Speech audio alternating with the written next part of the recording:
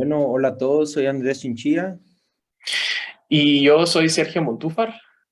y pues estamos haciendo un video podcast principalmente sobre el estudio de la fatiga en médicos, que lo estamos realizando para el curso de la introducción de la medicina interna y nos vamos a basar en el síndrome del burnout. ¿Podría hacerte algunas preguntas al respecto, Sergio? Claro que sí, Andrés. Vamos a hacernos preguntas acerca de este tema. Bueno, entonces sin más preámbulo, vamos a comenzar.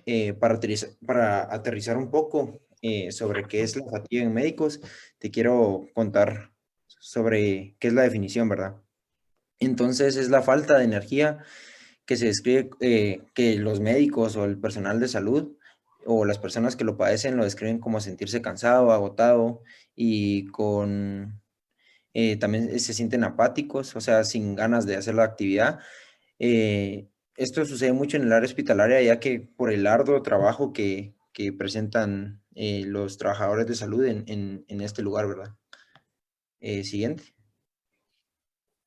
Pues te voy a comentar un poco sobre la etiología del síndrome, que se basa principalmente en el estrés crónico, la falta del control y la incapacidad para efectuar cambios, recursos inadecuados, que sucede mucho en nuestro país, como tendrás entendido, ¿verdad?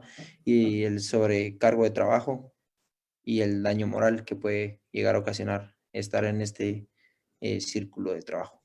Siguiente.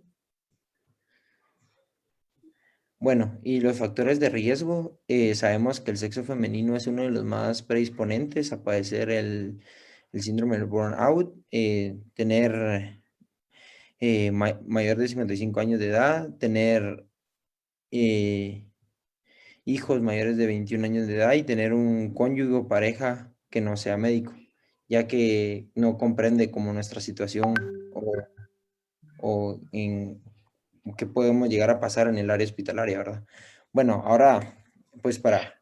Pues sí, es cierto. Yo también estaba viendo ese tema, Andrés, y dentro del grupo de médicos, pues podríamos decir que también hay ciertos médicos que van a tener un poco más de estrés que otros, ¿verdad? Por ejemplo, aquellos médicos que se encuentran en el área de emergencias, ellos pues por el entorno en el que trabajan, en el que están básicamente disponibles las 24 horas del día en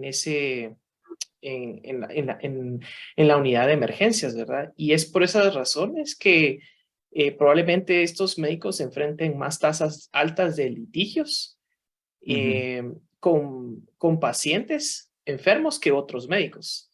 Y bueno, ¿esto por qué es importante? Porque eh, la interrupción de los ritmos circadianos que sufren estos médicos conducen a la pérdida de sueño y a sus efectos perjudiciales asociados también a la salud, como el aumento de enfermedades cardiovasculares, síndrome metabólico, el trastorno del sueño y posiblemente incluso aumento de la mortalidad.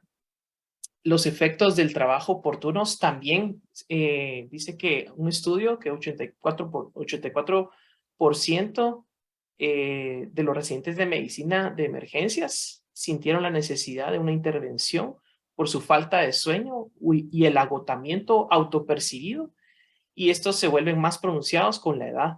La falta de sueño se asocia también con una peor atención al paciente y una peor relación con el médico paciente, ¿verdad? Lo cual conduce también a una menor satisfacción laboral y menos bienestar personal.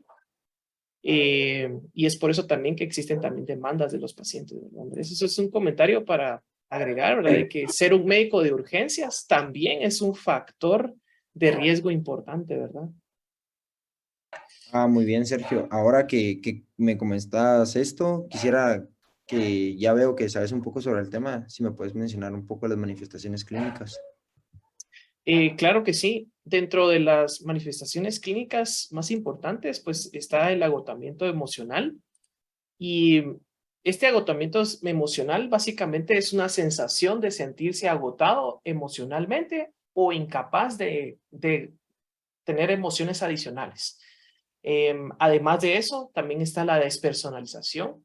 se refiere que es una actitud en la que ya no tomas en consideración los aspectos humanos de las demás personas, sino que te enfocas en un solo factor. Te centras solo en la enfermedad del paciente y ya no en la persona como tal. Por ahí había leído yo que los mejores médicos no solamente tratan la enfermedad, sino que tratan al paciente. Y estos médicos, al encontrarse con esta despersonalización, pues dejan de atender al paciente y solo se enfocan en su enfermedad.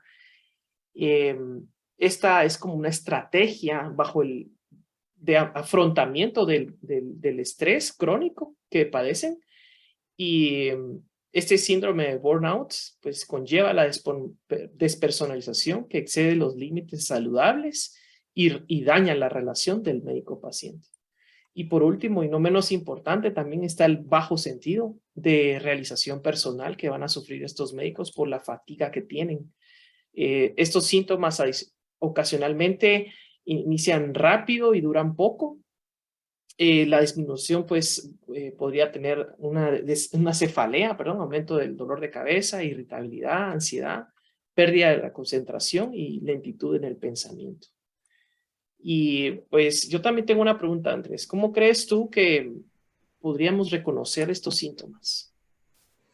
Bueno, mira, pues principalmente cómo los vamos a reconocer se divide en dos grupos, que lo vamos a dividir en leve y moderado, que van desde en el mismo grupo, y luego está el severo.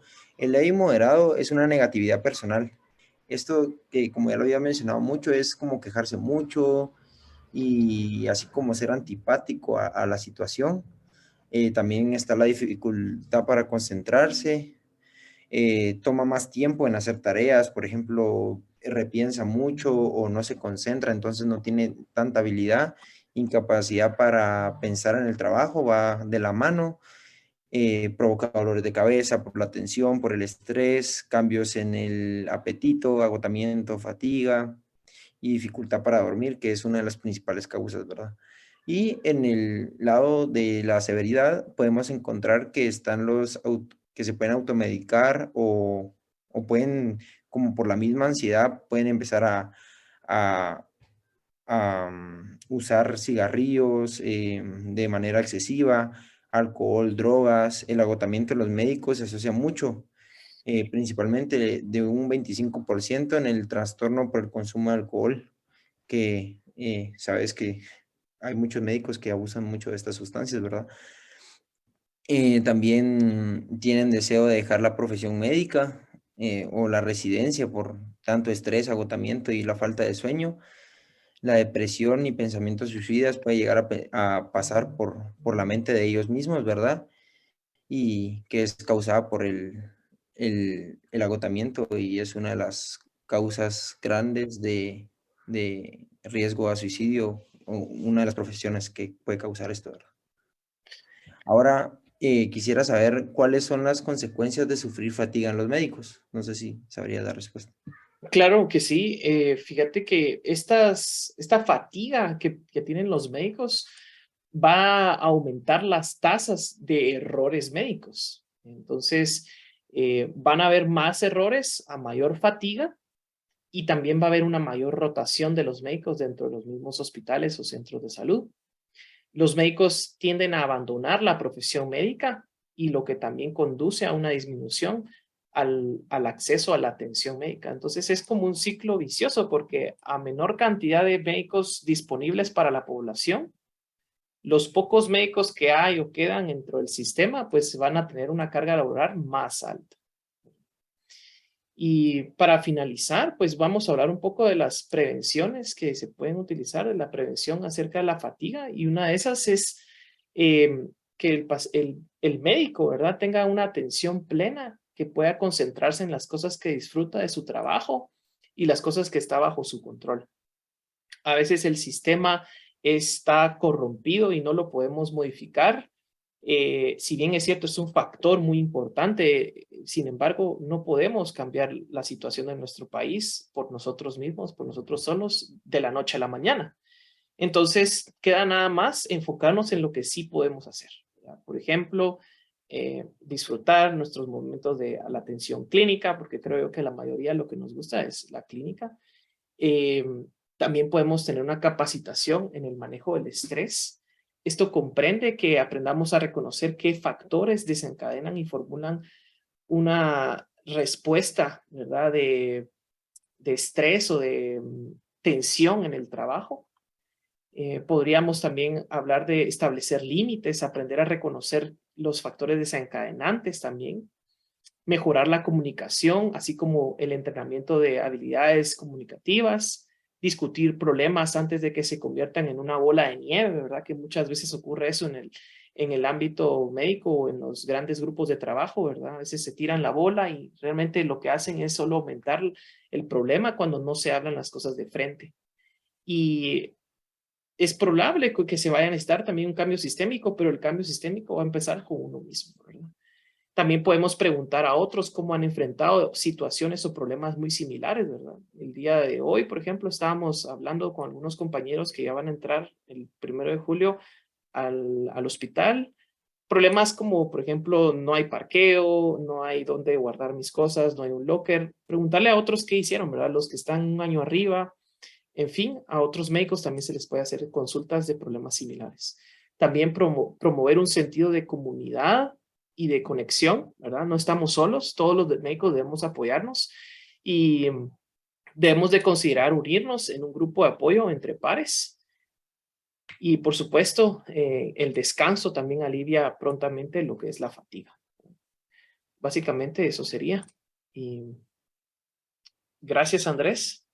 De nada, Sergio, gracias por darnos este tiempo y poder platicar un poco Ok. sobre esto tan importante. Igualmente, muchas gracias. Vamos a concluir entonces.